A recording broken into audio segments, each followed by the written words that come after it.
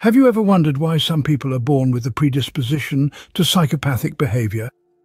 A question that sparked countless debates, and today we're diving right into it.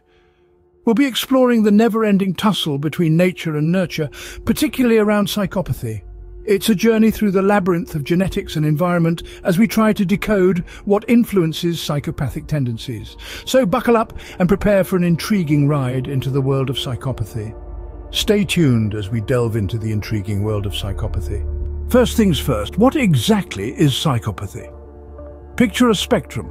On one end, we have the average Joe, who might fib about why they're late for work. On the other end, we find psychopathy, a mental condition characterized by enduring antisocial behavior, diminished empathy, and bold, disinhibited, and egotistical traits. Psychopathy isn't just about being a bit naughty or telling the odd white lie. It's a serious condition that can have profound effects on a person's life and the lives of those around them. Psychopaths may demonstrate a glib charm, they can be manipulative and show a reckless disregard for the safety of themselves or others. They might struggle to form genuine emotional connections, yet can be extraordinarily adept at feigning emotions and manipulating others. The term psychopath can conjure up images of horror movie villains, but the reality is far more nuanced and complex. Now that we know what psychopathy is, let's explore its causes. Ever heard of the phrase, "it's in the genes"? When it comes to psychopathy, this isn't just a casual remark. Our genetic makeup, the very fabric of who we are, can indeed predispose some of us to such behavioral traits. You see, our genes are like an intricate blueprint, mapping out everything from our eye color to our risk of developing certain conditions. In psychopathy, certain genes have been identified that may contribute to this puzzling and often misunderstood behavior. It's like being dealt a hand of cards at birth, and some of these cards might have a psychopathy symbol on them. Not everyone with the psychopathy card will become a psychopath, but the odds are skewed. However, genes are just one part of the story. They set the stage, but the play that unfolds is a complex interplay of both genetic and environmental factors. So it seems nature has a role to play. But what about nurture? Dive deeper into the gene pool, shall we? Our genes, those tiny biological blueprints hidden within our cells, can really pack a punch when it comes to determining our characteristics. But what about psychopathy? Well, according to numerous studies, genetics does play a significant role. Scientists have pointed to several genes that may influence psychopathic behaviors. One such gene is the MAOA gene, often dubbed the warrior gene. This gene affects levels of neurotransmitters like dopamine and serotonin, which play key roles in our mood and emotional responses. Variations in this gene can lead to aggressive behavior, a trait often associated with psychopathy. Then there's the gene known as CDH13, the adventure gene, which has been linked to impulsivity and thrill-seeking behavior. Now, we're not saying if you love skydiving you're a psychopath, but this gene could contribute to the risk-taking and impulsive behaviors seen in psychopaths. And let's not forget about the COMT gene. This one affects our ability to process stress and fear, key traits often dulled in psychopaths. Variations in this gene could lead to reduced fear responses and increased risk-taking. It's important to note, though, that having these gene variations does not condemn someone to psychopathy. Genes are not destiny. They merely increase the likelihood or susceptibility. It's like being dealt a particular hand in a poker game. You could have a high card, but that doesn't guarantee you'll win. You need to know how to play the game. Moreover, these genes don't work in isolation. They interact with each other and with environmental factors, creating a complex web of influence.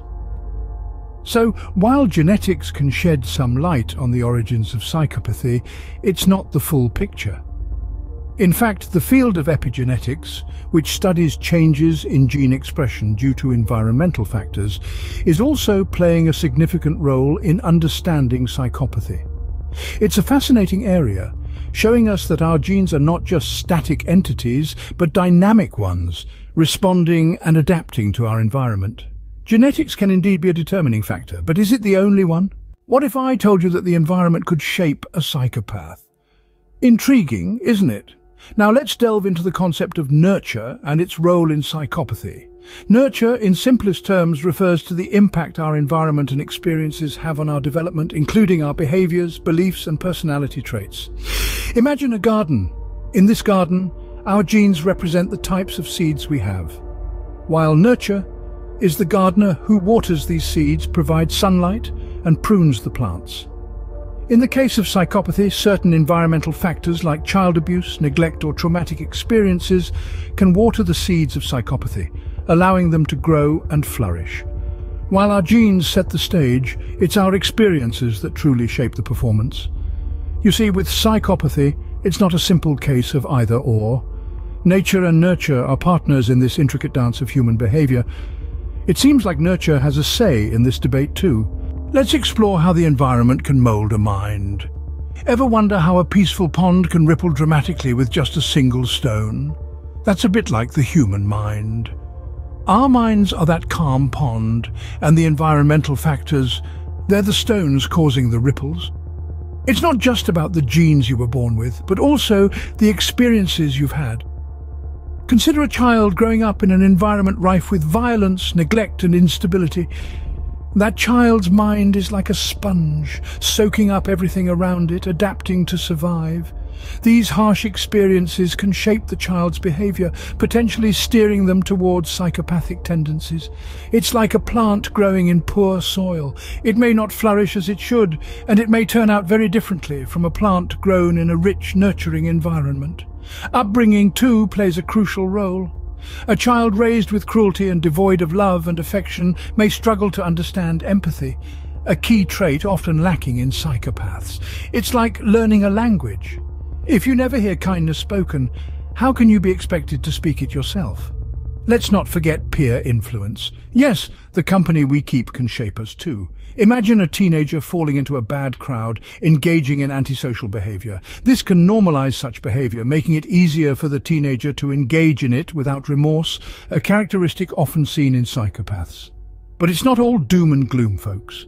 Understanding this environmental influence can help us intervene, to potentially reroute a mind heading down a dangerous path. It's like a ship heading towards a storm. If you see it coming, you can change course. So, what's the takeaway? Well, it's clear that our environment, the experiences we have, and the people we surround ourselves with can significantly shape our minds and behavior. It's a dance between nature and nurture, and it seems both partners are leading. The environment, it seems, can be as influential as genes. So is it nature or nurture? Or could it possibly be both? In the grand spectrum of psychopathy, it's not as simple as picking a side. The answer, my friends, lies somewhere in the middle. Imagine a seesaw. On one side you have nature, the genetic factors that predispose someone to psychopathy.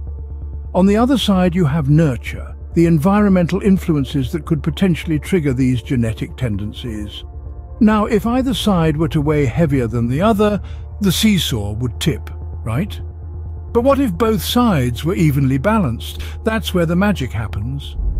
The interplay between nature and nurture creates a unique combination, a distinct blend of genetic and environmental factors that shape an individual's behavior.